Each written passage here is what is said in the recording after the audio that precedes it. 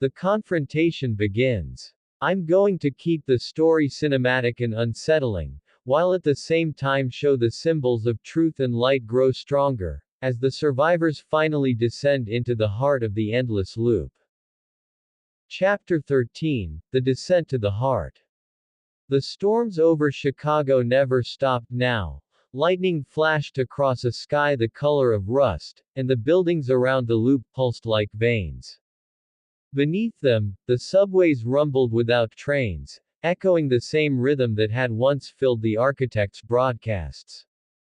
The small group that had gathered in the old church knew the sound by heart. It was a heartbeat, and they were walking straight toward it. Nina led the way through the maintenance tunnels, her flashlight flickering against concrete slick with condensation. Amira followed with the handheld transmitter slung across her shoulder, its antenna humming faintly in time with the noise.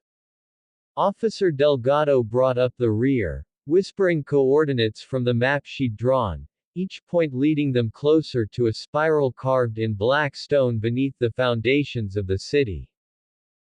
The deeper they went, the heavier the air became. Every breath carried dust and static. The walls whispered in familiar voices, trying to call them by name, trying to make them turn around. But when the whisper grew too loud, Nina would lift her phone and let the words she'd recorded earlier play, verses that glowed in white text on the screen. Each line cracked the static like a whip, and the silence that followed felt clean. At last they reached a door that looked alive, a slab of metal breathing in and out with the rhythm of the heartbeat.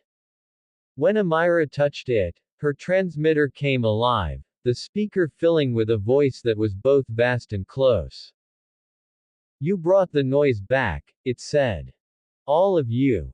The light that blinds. Why do you fight what you built?" The sound pressed on their skin like heat, but Nina stepped forward, holding the small notebook of words they'd been reading in the church. "Because the city isn't yours," she said. "It never was." The door opened without a sound. Inside lay the heart, the same chamber Dr. Hall had found before he vanished. The black stone walls glowed faintly red, veins of light crawling through them. At the center stood a figure made of shadow and reflection, taller than the ceiling should have allowed.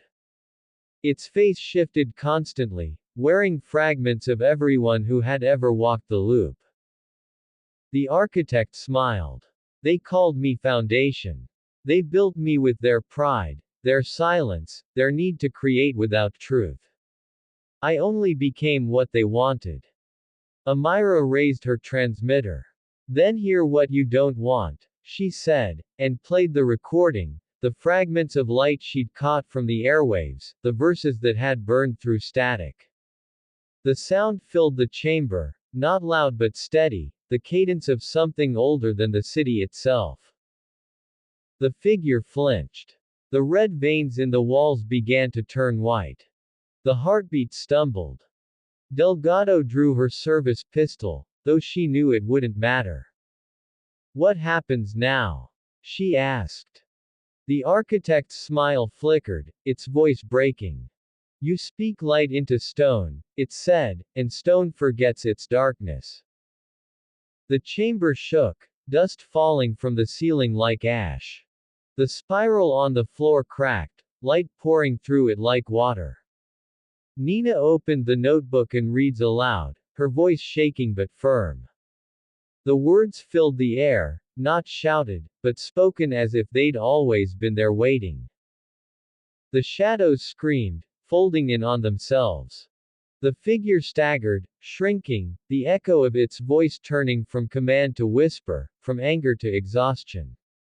"The loop will close again," it gasped, "and when it does, what will you build on its ruins?" Nina closed the book. "Something that remembers where light comes from." The chamber split apart in a flood of brilliance that erased the hum, the static, the walls, everything.